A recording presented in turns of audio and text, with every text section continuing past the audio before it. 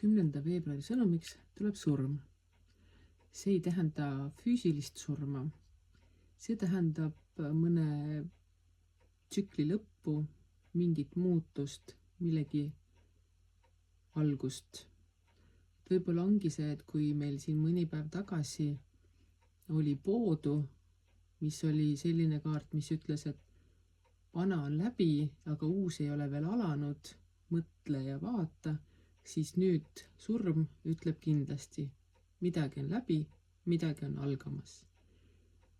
Üks kõige kindlam asi siin maailmas ongi muutus ja see muutus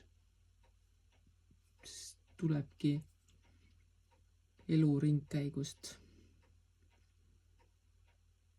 Mitte midagi ei saa alata, kui mingi varasem asi ei ole lõppenud. Nii nagu sügisel taimed, osad surevad, osad lähevad lihtsalt puhkehetkele, kuid kevadel nad tärkavad, hakkavad taas kasvama. Nii on ka muude tsüklitega, midagi lõpeb, midagi algab. Ning surm on selle tähelepanu tõmbamiseks. Nii et märka, mis uus pihta hakkab.